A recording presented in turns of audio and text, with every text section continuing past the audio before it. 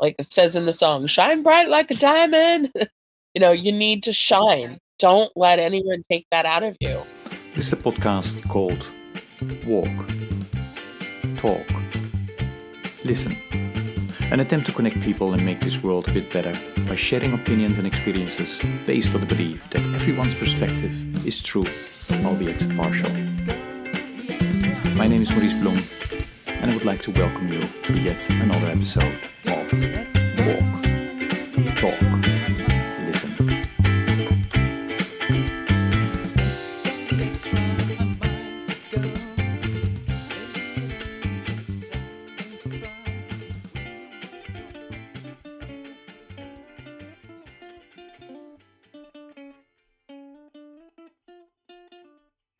Okay, good day, everybody. This is another episode of the podcast Walk, Talk, Listen. And actually, this is the first one in what I hope will be a number of interviews that I will do, a conversation that I will have, because it's part of my 11th 100-mile walk. So I will be going to Seattle, as some of you might know.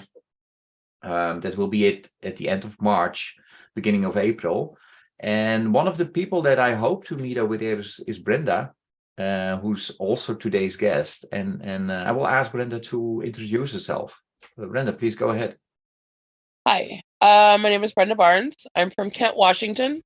I was born and raised in this beautiful, wet, evergreen state. I'm a Christian wife, mom of 5 with 13 grandchildren.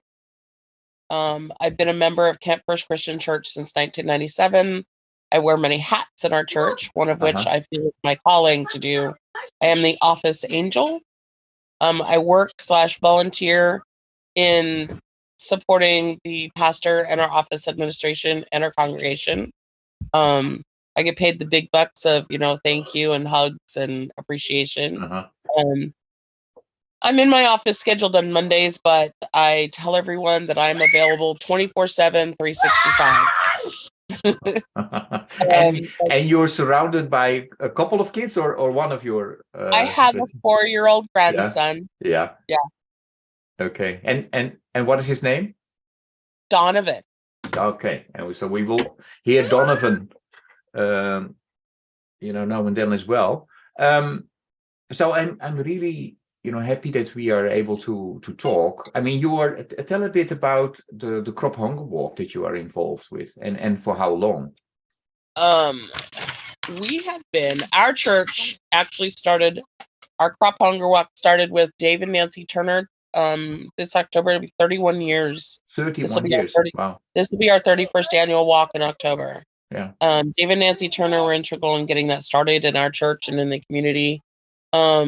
Several other churches in the community also join us, and a couple of other, small organizations. Whoever decides to join us each year, it changes.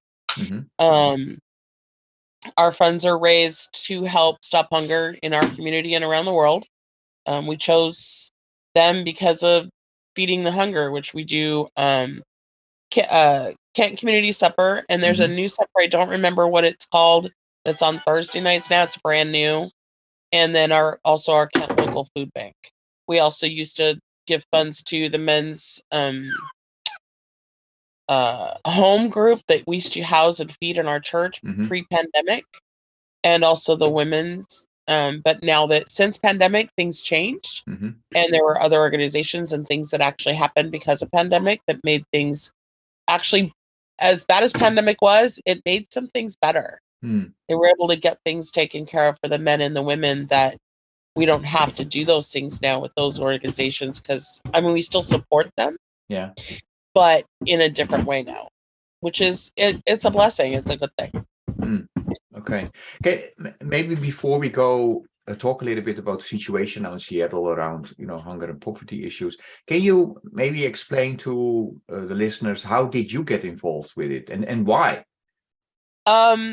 Well, my family and I, we've been a part of the church since 1997.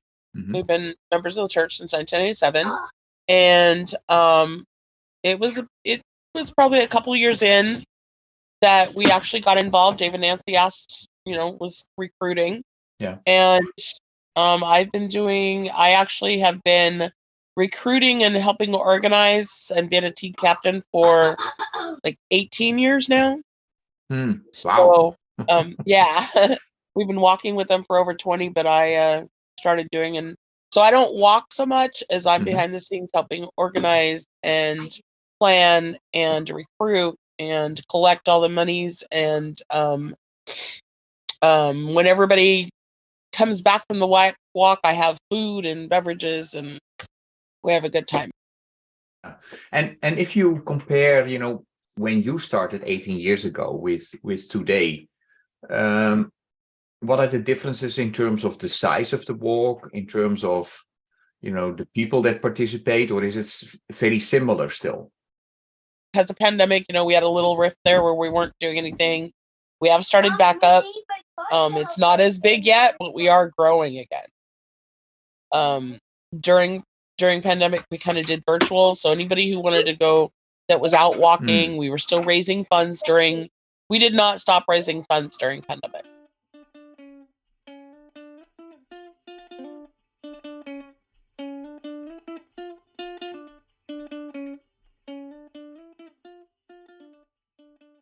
We actually had our first actual official walk as churches and stuff together again. But yeah, this year we did it smaller. We did it from our church down the road through the park and back again. Okay. But we still made it happen. It was not as big, but it was still good. Okay.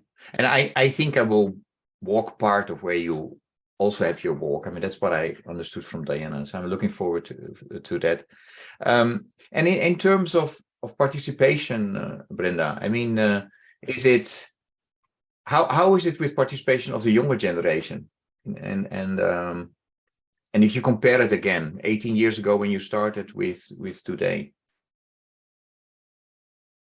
Personally, our church, we don't have the youth group we used to. We're growing our new youth group. Ages 2 to 6 now in our little people. We have 2 teenagers still, but everybody's grown up and moved on, and they're still part of things if they're around. As adults now, they kind of send in money with their families to help support it, and they're told that walk wherever you are, join a walk local to where you are. We encourage them to continue in any way capacity they can. Youth, our youth are our future, so we have to involve them in every way and teach them right.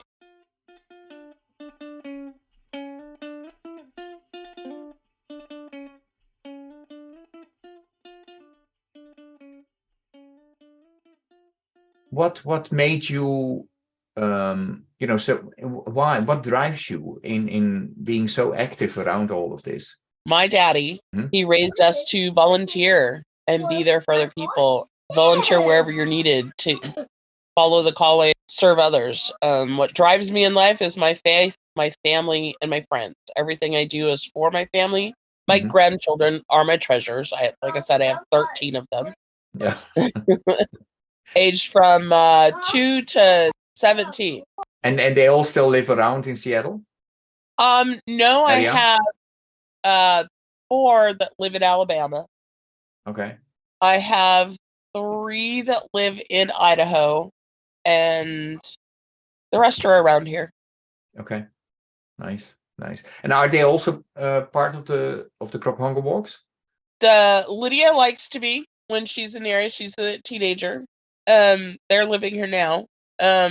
Donovan definitely is. He's been walking since he was in Mama's belly. Yeah.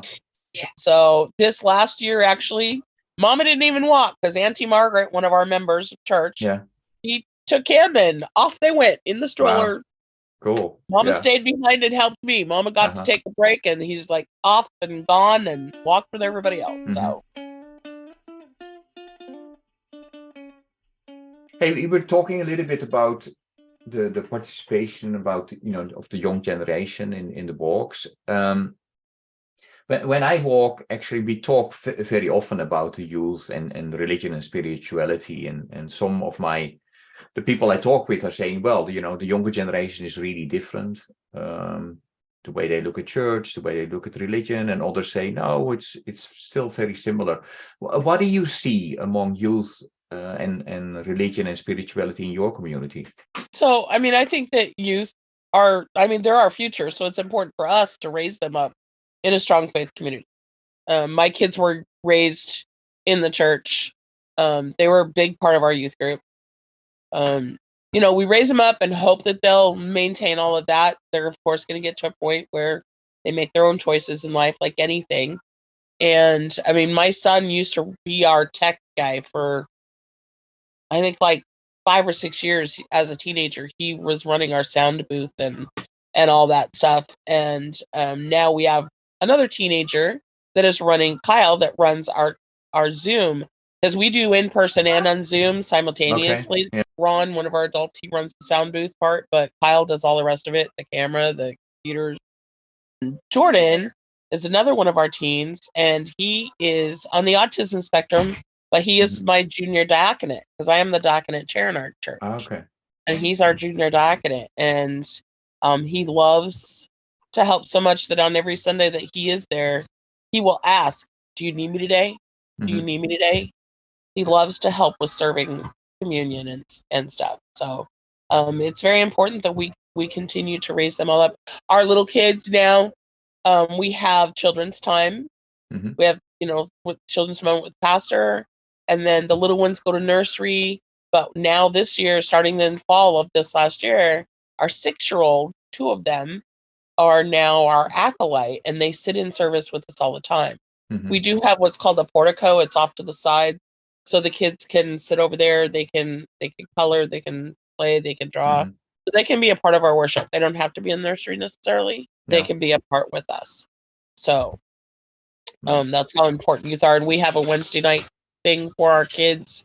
And when we just did our Ash Wednesday service, they were completely a part of that. They read scripture. They're a complete part of our services in every way that we can.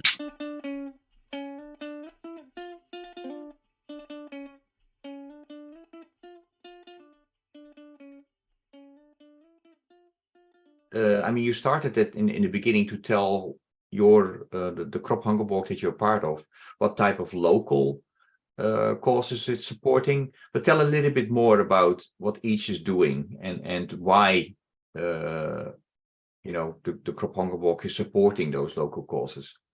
The Kent Community Supper and the other one that's recently started on Thursday nights is all about feeding not only the homeless meals, but anyone who has the need. There's families, it changes, it's ever evolving and always changing. Even during pandemic, Nancy, when you meet her, you're going to find, and just know she's a very huggy person. We are a hugging church. It's, it's a thing. Those hugs are wonderful. She hugs everybody. But during pandemic, her and a couple of people from the supper were still down there every Monday. They would prepare sack meals, to-go meals, and then people would come up. They get to come to the door and take them. They didn't come in and eat, but they actually had meals every week. They still continued. The pandemic did not stop what happened. She made sure that these people were still getting meals of some sort. And they don't just come in and eat dinner. They actually go away with, because there's things from the community that's like pastries and lunch. So there's all sorts of things they can take with them. There's, so they can have meals away from church too. In the Kent Food Bank, of course, every community has their food bank, and it's an very integral part of making sure that everybody has food, every stature, the families and everything. So those are 2 huge organizations for us to support.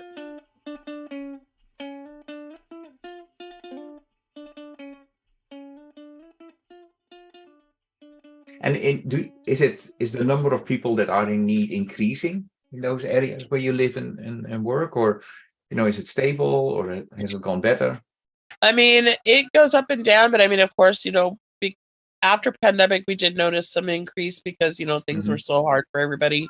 Yeah. But I think we're getting to a place we're getting a little better, more normal, whatever you want to call it, but back to things are still a bit of a struggle. And I don't know, we may see an increase again here soon because the pandemic funds that were there for everyone, like anyone on the food stamp program, is going to get a reduction. Those bonus funds are not going to be there anymore. They're ending this month, last month and this month. So there's going to be a decrease in people's food stamps. So I think we might see an increase again. Yeah, and that that extra money is part of the government program to help the different states in doing something about hunger. Recently there was a new strategy developed. It's called the Biden-Harris National Strategy. Are you aware of that? And what do you think? And if you did, what do you think the strategy is doing or could do to improve the hunger situation in Seattle area? I mean, anything we can do, anything at all that can be done to help the situation is always encouraged. And I'm really hoping that this new program is going to help things and not let it drop. I'm hoping that it'll keep it sustainable or better if we can. Okay. If I would ask you to mention a song or a piece of music is very important to me. I don't know if it's for you, but for me it is. If I ask you to come up with a song or a piece of music that embodies, for a big part, what Brenda is about, which song or piece of music would that be and why? So, and you can laugh if you want, and I will not. And I'm okay with that because, quite honestly, there's so many. It's so hard to choose songs, but the minute I read that question, instantly it was This Little Light of Mine, because I know it's a child song, but we sing it in church. We just sang it in church 2 weeks ago. But I think it just completely embodies everything. When you're singing that, this little light of mine, I'm going to let it shine. Hide it under a bushel. No, I'm going to let it shine.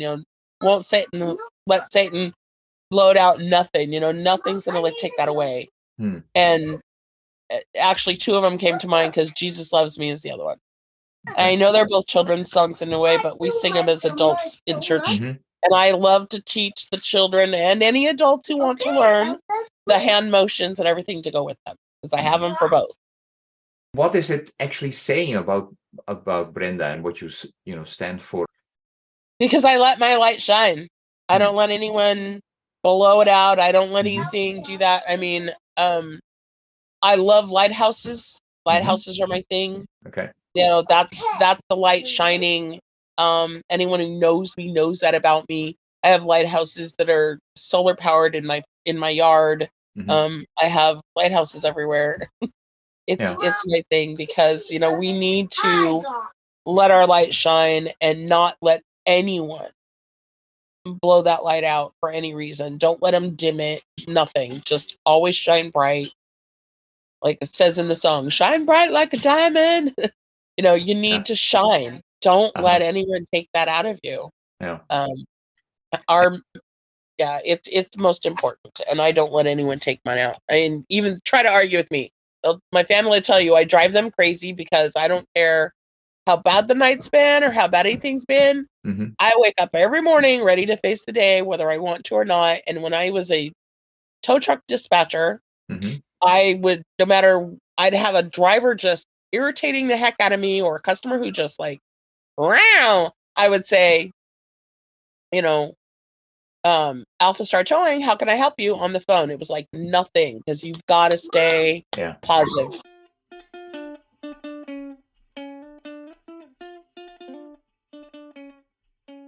And where do you think that comes from? Is it from your parents, or is it, how did that? My dad. From your dad? Dad. My dad's my best friend. Yep. I mean, I have plenty of best friends, but my daddy, he's always important to me. He's going through some health stuff, and he's clear across the other side of the state from me, but we talk. He's still my buddy. He's very important to me. But between my dad and my faith upbringing, we grew up in the church, and I continue to do that as an adult. I went, a little down a path there for a little bit as a young adult, but I come back. Yeah. And tell me a little bit about, the other inspiration. I mean, in what I understood, at least from the conversations that you had with Diana. Dave and Nancy Turner.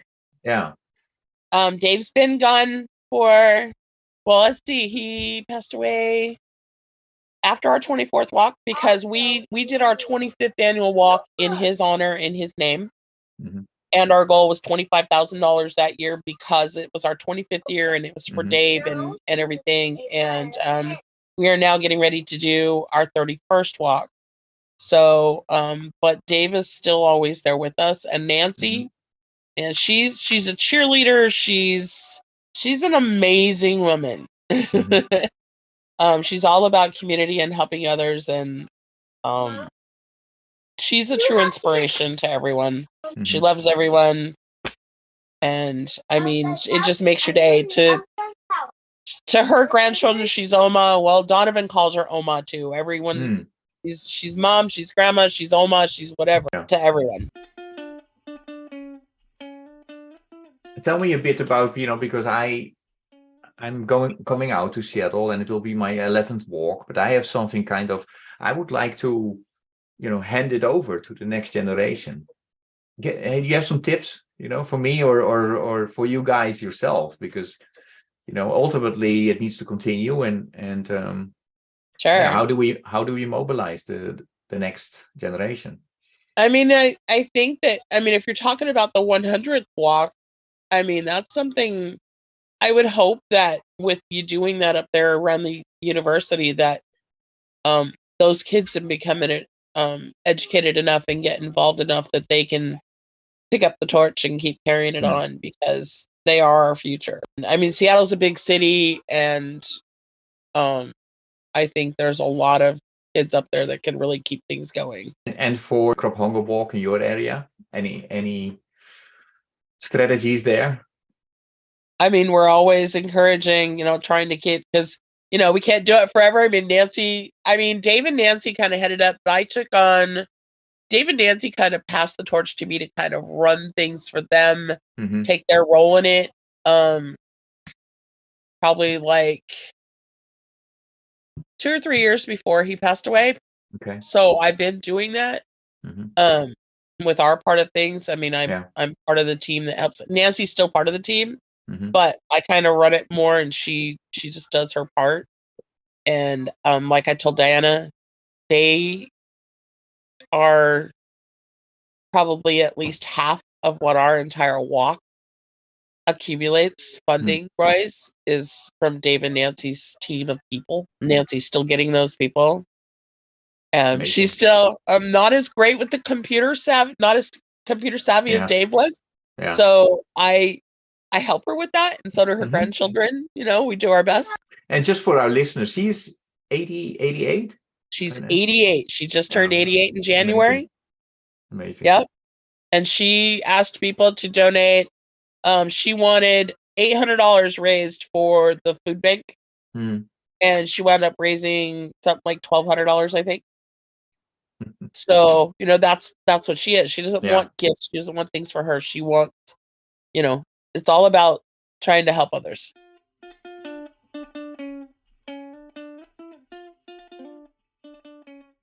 Great. Yeah. And I will meet with her. So that's good. I'm looking forward to that.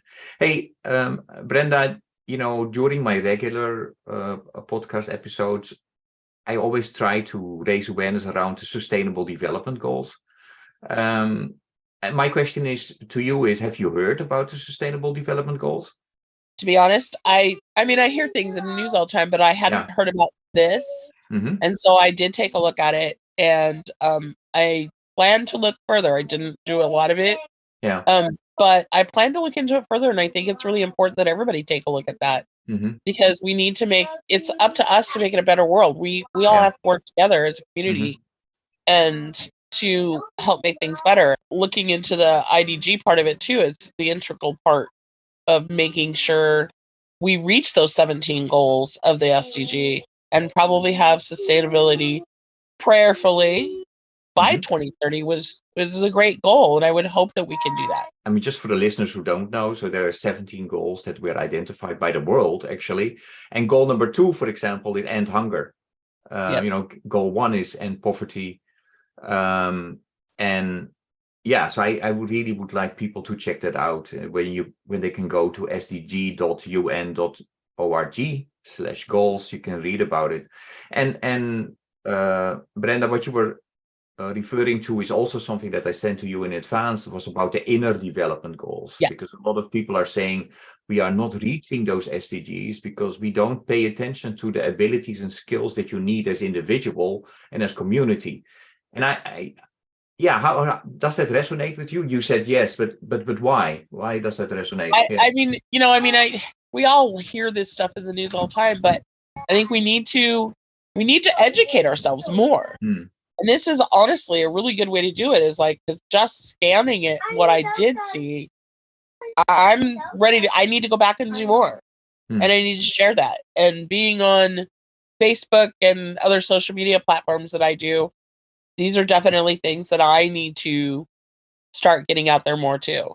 We also have a Facebook crop walk page, so I'm going to put these out there too.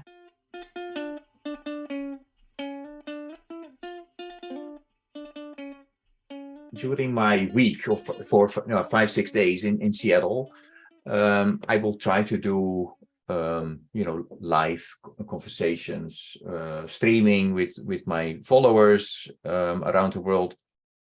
And I start now with you already about it. What do you like me to tell to my global audience about Seattle, about the situation, and the plus and the minuses and the challenges? I think we all have them everywhere we go, but things were bad enough before pandemic, but since pandemic things have gotten worse, but we're trying to curb that, but I mean, Seattle, other than that, Seattle's a beautiful city. We have a wonderful waterfront. If you get time to go down to the waterfront, I mean, actually start at the Pike Place Market and then walk down to the waterfront and walk the waterfront and check out everything there. Feed the seagulls, You got to go to Ivers and have some clam chowder. Yeah. It's a thing. But it's a wonderful city, and I know it's kind of gross, but you might have to check out the gum wall by the Pike Place Market. It was scraped off at one point, and now it's all started over again. So it's really awesome. I know it sounds gross, but it's really cool. Yeah. It's something that we have, like places that have the locks on bridges, and these guys have that. We have the gum wall and the waterfront, and it's really a beautiful city. Yes, we are wet, but that's why we're so evergreen, is because of all the rain. Yeah. But I wouldn't trade where I am for anywhere else. I've visited other places because I'm a geocacher. I don't know if you know what that is, but no. What Amanda, describe geocaching for him. Using high-tech satellites to find Tupperware in the woods. That's how we break it down. But geocaching is treasure hunting, and it happens a lot in Seattle.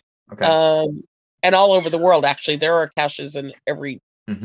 But because of that, I've been around, and I wouldn't trade living here for anything. I will deal with the rain, sleet, hail, snow, cold, sun over any of the other stuff that everybody else did, with all the tornadoes and the destruction and the earthquakes and the horrific things that take so many lives over, in different places and take out homes. I pray for them, but I wouldn't trade this for nothing. Well, I'm really looking forward to it. Walking around in your area. These conversations always go fast. So any questions I should have asked you? I can't think of anything. I think you did pretty doggone good. And for the most part, it all came really easy, and every time I was sitting there going, My daughter came in, and I'm like, I need to focus on this question.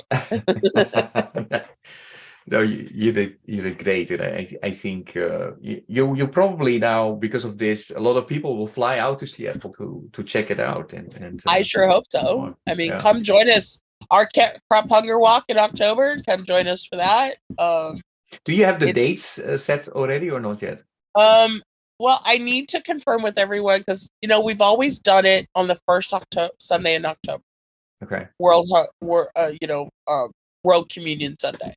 Yeah. This last year we did it on World Hunger Sunday. And so I guess we got to figure out if we're going to do that, because we're so used to World Communion Sunday and doing it the other one, we'll have to see what we decide we're doing. So it's either going to be the first Sunday in October or the second Sunday in October. Mhm. Not 100% sure yet. Okay, so we will make sure that if people like to join, that they can find it out. You guys also have a website, right, or a page where you can We have find a church website. Yep. Yeah, so I will make sure I will put that in the podcast notes, so that they can find. If they live in a neighborhood and they would like to join, because the more the merrier, and it's important. Most definitely. Yeah. Most definitely. Hey, thank you so much for the conversation. I really enjoyed it. Thank you so much. You're welcome. I hope to meet you and see you in person when you come. I mean, I don't go down to the supper necessarily, but maybe. I hope to. Yeah, hopefully we'll work. Yeah, again, I will talk with Diana next week to see if she knows already what the schedule is. There are some appointments that are not confirmed yet, but I hope more and more people will. A lot of people will come out, even if they will, walk 0.1 mile. That's great. Yeah, she said you're walking Seuss Creek Trail. It's not the one by our church, but Seuss Creek Trail is a pretty good trail. A lot of people use it. Okay. It's very popular. Yeah. For families, everybody. So it's not real hilly because that they walk strollers, dogs, everybody. So it's very family friendly. That sounds good. Yeah, that sounds good. Hey, I don't know if Diana talked with you about connecting also with some people from the projects, the organizations that you support, because it would be great if you can talk with them as well. Did she ask you? Yeah, when you talk to Nancy, you'll be connecting with the Monday night, the community supper group. That's where you're going to be visiting on that Monday night. Okay. I will see them. Will see them when I'm there. Doing that, you can actually talk to her about the Camp Food Bank too, because she does that the next day. Okay. She does both programs. She does the Monday night supper, and then she also goes the next day to the Camp Food Bank. Unbelievable. One of the reasons that I started this 10, 11 years ago was that when I was our representative in Indonesia program, they explained to me, part of the money that you can use for the projects is because of the crop hunger walks. And I'm originally from the Netherlands. So what is that about, crop hunger walks? So I said, well, it's all volunteer driven. So I started to figure this out, and I'm amazed by all of what you're doing. It's unbelievable. So I this walk is kind of my effort to pay tribute to everything crop hunger walk volunteers are doing. So I think it's awesome. So thank you so much. Well, and that's what I like about the fact that like when we tell everybody, it's like 25% of everything we raise at our walk locally stays in our community, and the other 75% goes out into the world to help. And I have a specific write-up that I do for it that tells what it's doing and where it's helping and the things it helps with and what CWS is out there doing and stuff like that. So it's an important part of, educating everyone on what we're doing and why we're doing. Yeah. No, yes, thank you so much for everything you do. And let's hope that we will be able to meet in person. Yes. If not, I enjoyed this already very much. So thank you so much. I've never done a podcast, but I can't wait to hear myself now. Yeah, no, I hope you will be happy with it. I am. So, thank you so much. And keep it going, and maybe see you there. All right. Maybe Hopefully. We'll see you at the end of the month. Okay. All right. Thanks, Brenda. All right. Take care. Bye-bye. With over 1,100 miles walked, Maurice is yet again training to walk 100 more. So for those of you who aren't familiar, which if you're an avid listener, I'm sure you are, the 100-mile hunger walk was started in 2012 by Maurice to raise funds and awareness to fight hunger and poverty around the world. This annual event came to be because Maurice was inspired by the spirit of volunteerism behind the CWS-sponsored Crop Hunger Walks, which are a community-organized charity event that takes place in over 500 locations across the U.S. each year. So because of this, Maurice decided to set out on his own journey and put his feet where his heart was, This year's 100-mile walk will take place from Monday, March 26th to Saturday, April 1st in Seattle, Washington. And on top of that, our fundraising campaign will run until the end of the summer. All the proceeds will go to support CWS's global programs that work to create a world where there is enough for all. So, how does the 100-mile work? Well, each year Bloom walks 100 miles through CWS and crop communities and spends his time meeting with our crop volunteer teams, with beneficiaries, with local community members, political officials, students, artists, and other like-minded individuals, like yourself, who work to support their community, end hunger, and promote a healthy and nutritious lifestyle. This year's theme is centered around the inner development goals. The idea behind these is that we must first unlock and grow our inner capacity, skills, and abilities to fully materialize humanitarian transformation. These IDGs are guiding principles that help us achieve our goals as we work with local communities here in the US, as well as in the 60-plus countries that we work in, to help end hunger and poverty while building healthy communities through increased nutritious lifestyles, especially for children. So what are some ways that you can get involved?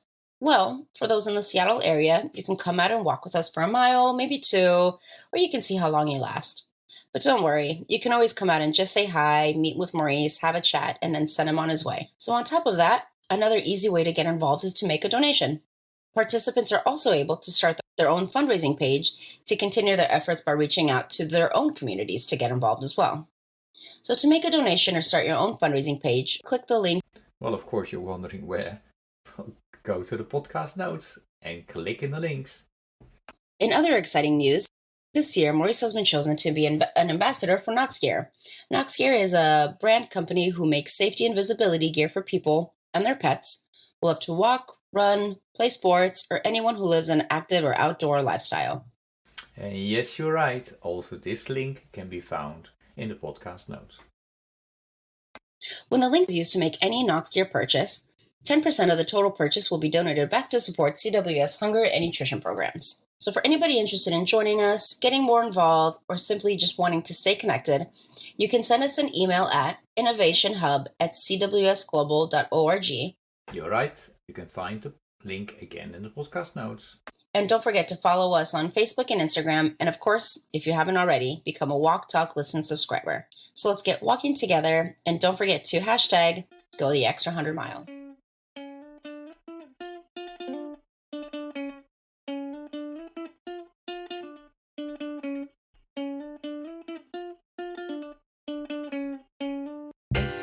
Extra 100 mile.